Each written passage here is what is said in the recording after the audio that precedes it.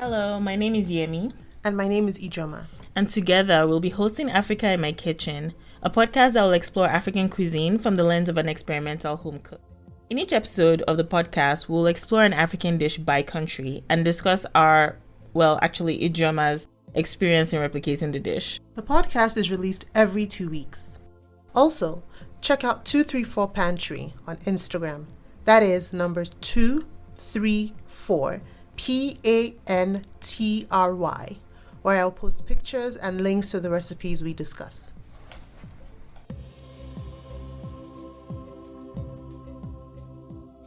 Welcome to another episode of Africa in My Kitchen. It's Yemi here. And I'm Ijeoma here. Thank you so much for joining us. Hope you're taking good care of yourselves, making sure to eat, making sure to try the recipes we're cooking, So we jumping right in? Of course, let's do that. Okay, so this week we are going to be taking a look at Burkina Faso. That is a country in West Africa. And we are going to be discussing a dish called Ragout D'igname, which is translated from French to English as basically stewed yam. I have seen recipes like that, like Ragout D'igname, in different parts of the continent. I am familiar with it as a Nigerian. We have something where yam is kind of cooked in a broth, sometimes with the vegetables, sometimes without. We call it a yam porridge or a yam pottage or vegetable yam, depending on who you're talking to. So it wasn't something that was too foreign to me, but I thought a couple of the ingredients were kind of interesting. So here is some background information about Burkina Faso. It is a landlocked country in West Africa with a population of about 20 million people. It shares its borders with Ghana, Togo, Côte d'Ivoire or Ivory Coast, Republic of Benin, and Mali. Burkina Faso was a French colony from 1895 to 1960, and many French elements exist in their culture. Even though at least 70 languages are spoken, French is the official language. The primary and secondary school week runs from Monday to Saturday, but school is closed on Thursday. So basically school is Friday to Wednesday. Staple foods in Burkinabe cuisine, people from Burkina Faso, they're called Burkinabe if you're referring to their culture or their food. They eat things like millet, rice, yam, maize, and okra. And also they use a lot of hibiscus leaves to make their drinks. Well, ours isn't really hibiscus leaves. We use sorrel leaves. It's the same thing. I was going to say sorrel and hibiscus are actually the same thing. So if you live in the Caribbean, they call it sorrel. So this dish is, like I said, is stewed yam. I've noticed that yam can be called different things in different parts of the country, of the world rather. So, and I think here too, they refer to some of the larger potatoes as yam as well. That's right. Although here I think they also call some sweet potatoes. It's rather confusing. It is confusing. But what West Africans or Burkinabe people would call yam, I have not seen in mainstream grocery stores in North America. So these ones that we're referring to are much bigger, maybe 3-4 times the size, the length of a sweet potato, and maybe double the thickness. Yeah, and I think what we'll do for the benefit of those who are not familiar is actually include the photos. And we have started putting photos and the discussion not only in the show notes, but we did start a blog where you can look at the notes. You can also look at pictures. You can also listen to the podcast on there. So we are trying to consolidate the information in a way that is very easy for you guys to consume. Exactly. Funny story. I did see the yam in Walmart. Oh. Did I tell you? You're sure it wasn't cassava? No. It was actually... cocoyam. No. I went to check. I was like, what? Interesting. It's good to know. Okay, let's proceed. So to summarize this dish, Ragout D'igname, you need beef if you want beef, or you can go vegetarian and not use beef at all. Yam, garlic, ginger, onions, carrots, habanero pepper, which is also optional depending on your spice level, dried pepper, This could be black pepper, dried chili pepper, or like your cayenne pepper. Again, depending on your level of heat that you prefer. Some chopped up tomatoes, vegetable oil, and salt. Steam or boil the beef with some garlic, ginger, onions, salt to taste. Add the yam to it as well. And then on the side, make a stew base or sauce base, depending on what you call it. Tomatoes, your vegetable oil, and your peppers. And then you add that into the broth and allow the broth and then the yam to continue to cook until it thickens out the sauce. Yam has a tendency to soften and thicken, and that's with that tuber crop all across the board. So you will find the same thing with sweet potato. When sweet potato becomes soft enough in a sauce, it'll dissolve a little bit and start to thicken the entire sauce. So when it thickens it, it's pretty much good for you to eat.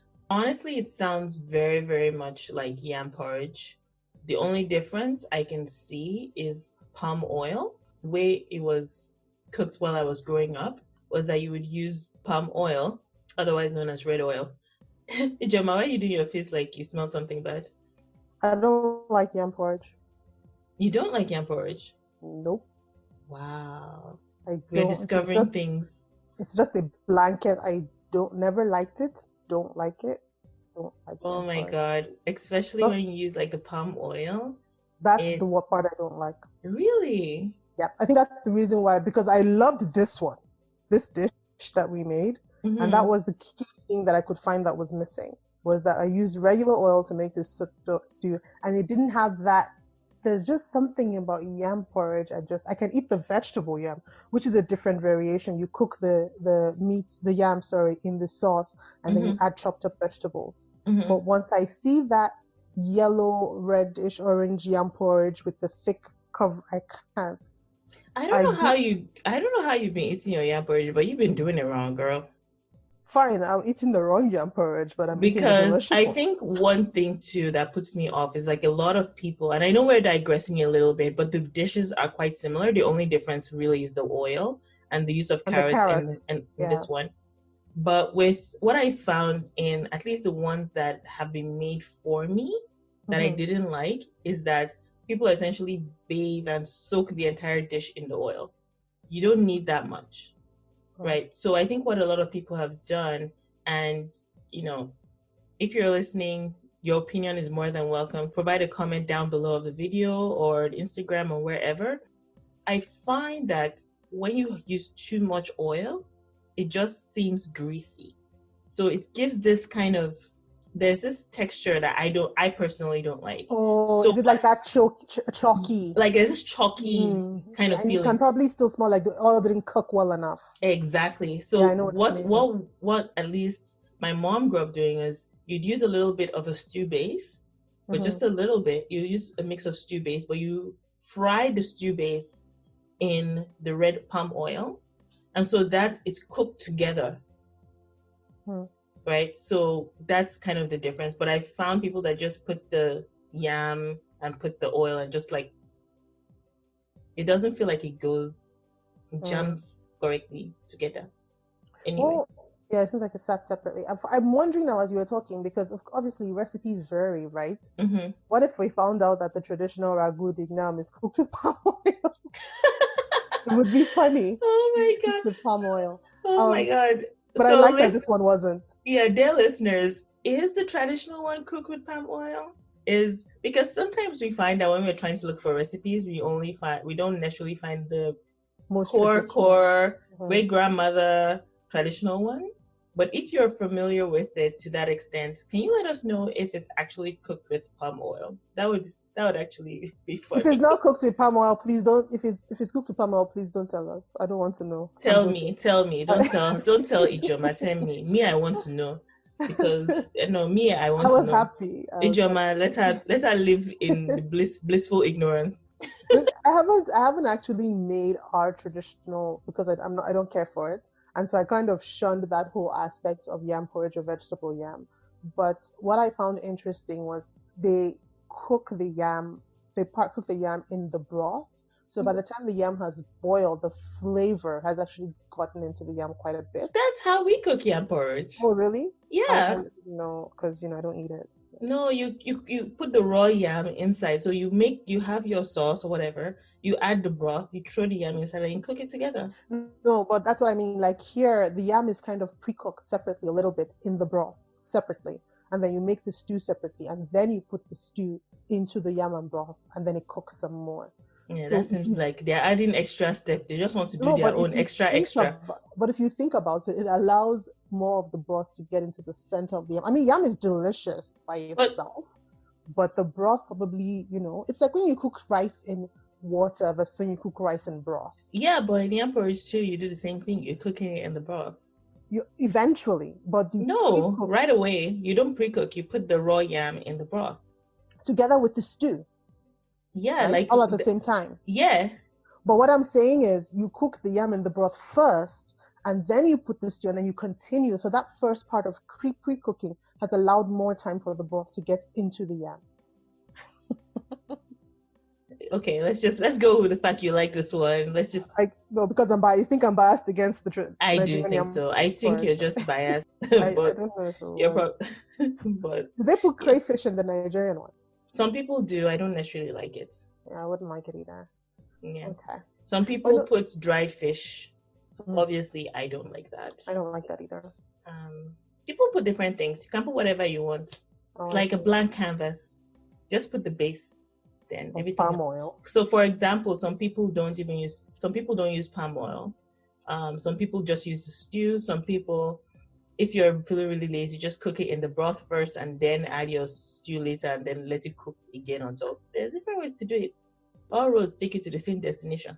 As far as stewed yam is concerned, Nigeria 0, Burkina Faso 1. Booyah. This is going to be, I'm going to let Ijeoma hang herself by herself on that. I'm on the other side. I'll be with wherever the crowd is and just let Burkina people come to my defense. Yeah, that's all I'm just saying that Burkina Faso has a population of 20 million. Nigeria has a population of way more. So if our people are supposed to attack you, I don't think you're coming out on top.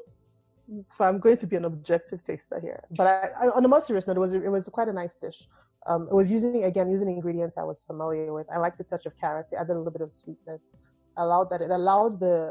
There's something I like about when you allow a stew to cook well with other elements like a carb, like a yam. It brings a certain roundness. The acidity is gone because you cooked out the stew, but then the nature of the yam kind of rounds the taste out. So it all like came together.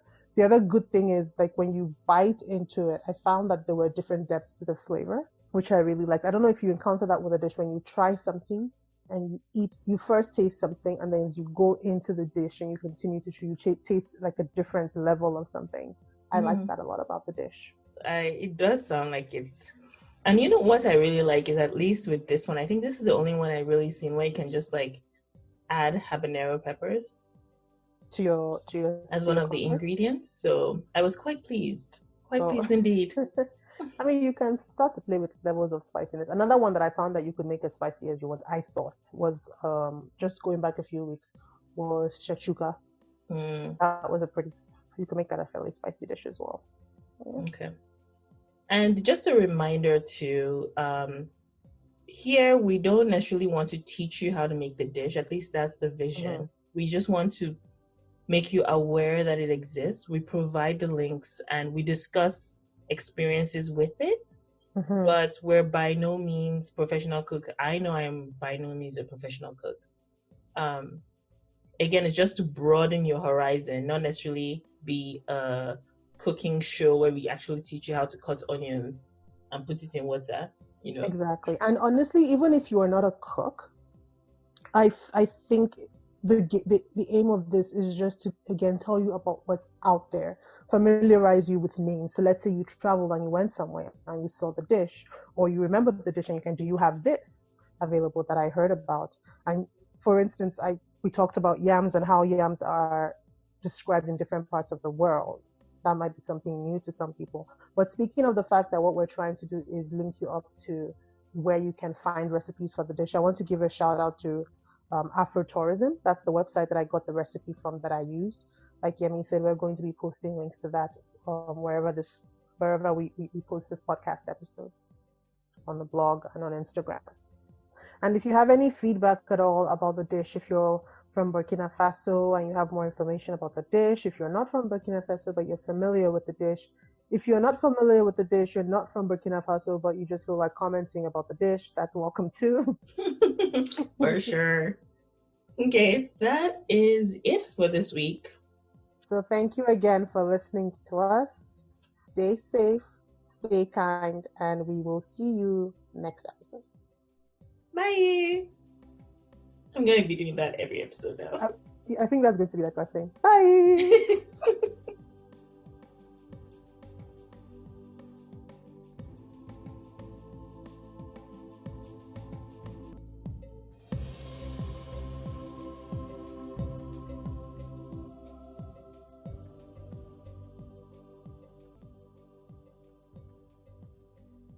Thanks for listening, friends.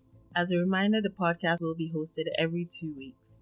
Also, don't forget to follow 234 Pantry on Instagram, where Ijeoma shares her amazing journey of food exploration. The Africa in My Kitchen project is hosted under the TunukaMedia umbrella. Tunuka is spelled TUNUKA. Follow TunukaMedia on Instagram, YouTube, Facebook, and Twitter to connect with the both of us. As we grow our portfolio, we are excited to have you join us on this and other amazing projects that we have coming up. Trust me, you are going to love them. We welcome ideas for African meals, treats, and even cooking tips to feature here. So please share them with us and we'll be sure to give you a shout out.